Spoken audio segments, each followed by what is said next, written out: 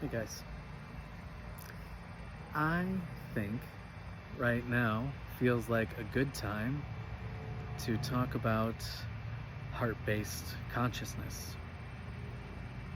Many of us are awakening to a more expanded reality, to higher perspectives, to knowing that there is one source, one consciousness, one self, and that we are all it, and we are all connected. And this can be a very expansive and also a terrifying process for people to undergo. An awakening is not for the faint of heart. It takes courage to look at these ideas. It takes an immense amount of courage. You have to be willing to face fears. You have to be, I don't want to say excited to face fears, but maybe a little bit.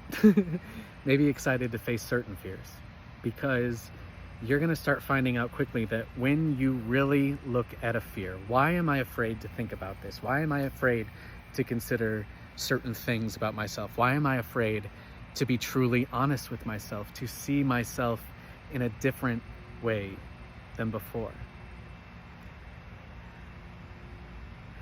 It takes a lot of courage, and this is why we have to open our hearts more and more and more.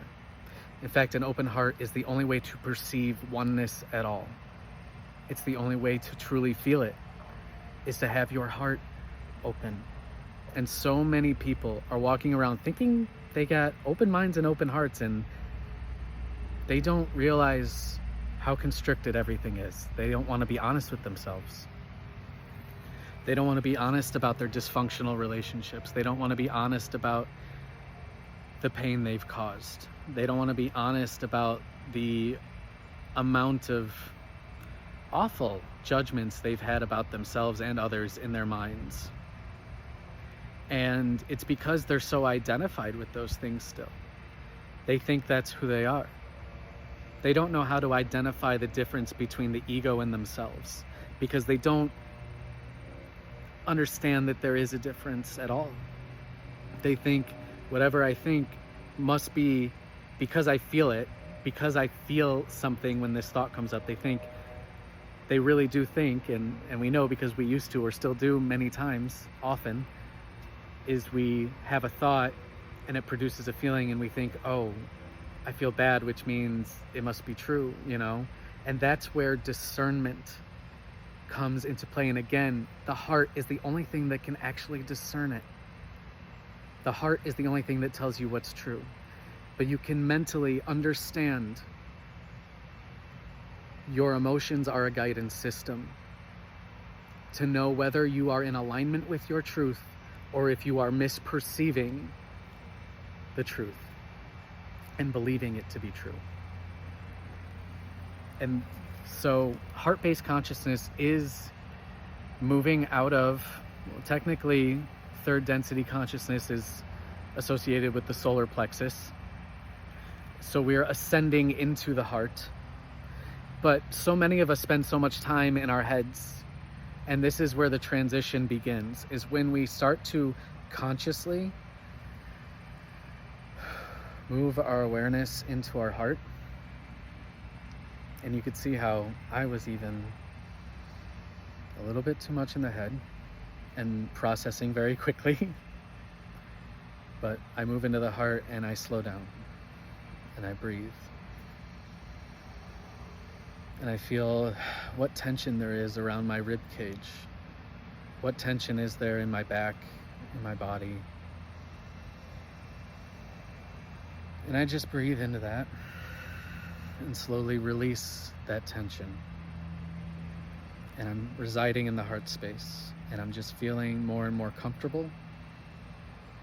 And I can understand now from this experience that my heart is open. And coming from the heart, it changes the way you see the world, literally. If you want to know how Jesus was the way he was, how Buddha was the way he was, any of these ascended masters, any of these beautiful, beautiful people who do amazing things in the world and help so many others, anybody who does that, anybody who has committed their life to service, understand that their hearts are wide open to all of life. They are always present, always in their hearts. They accept what is. But just because they accept what is doesn't mean that they have to like it. But an open heart doesn't judge. A closed off heart, which is really a closed mind, is what judges. Because if we can understand with an open heart that you can distinguish what is not my truth and what is my truth based on your emotions, you change the game you're playing. Instead of trying to think your logic your way into, is this right, is this wrong, is this good, is this bad, is this the correct way of seeing this or not, we can look at our emotions as telling us whether we are perceiving the current situation properly. And we have to do this from the heart. So we ask the heart, what do you think about this? And we feel, is there resistance? All right. If there's resistance, and maybe we had a thought about somebody and something they said to us, and we took offense to it, right? And here's the thing. It's quite possible that that person did not mean to say anything to offend you. So did I take it personally? And then you find, something like that can only really bother me, really affect me if I give it power, if I agree with it at some level. And if I know that that's not loving to myself, then I know that my true self does not agree with it. And so the feeling that would be associated with believing like, this person thinks that, maybe they thought I was stupid or something like that.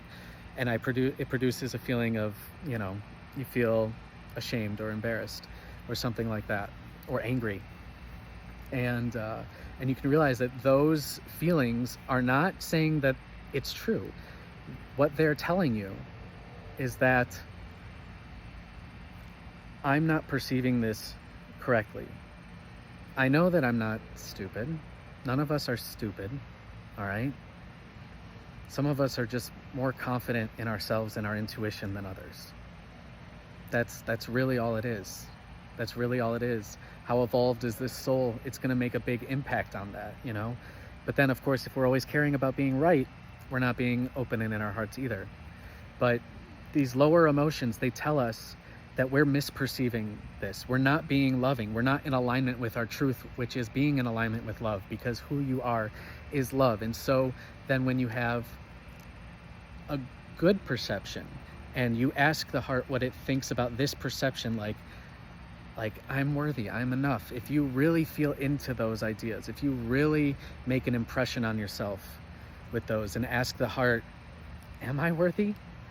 And you get this rush of love and maybe even tears of joy because of how powerful it can be when your heart's actually open, when you actually really consider these things and you ask about your insecurities and you go into your fears and you go into your limiting beliefs, and you will always be able to find a more loving perspective.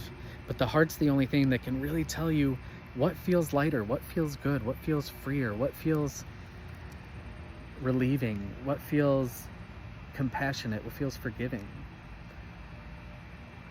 And align with those things. Make those your truth, And so heart-based consciousness is about getting into the heart and getting to know yourself from that perspective. This is where you're connected to the divine. I mean, all of you is connected, but this is really where your truth lives, your soul, your core frequency. And it tells you what resonates and what doesn't. And you only need to believe what resonates. The rest you can just let it go. Let it be. I love you.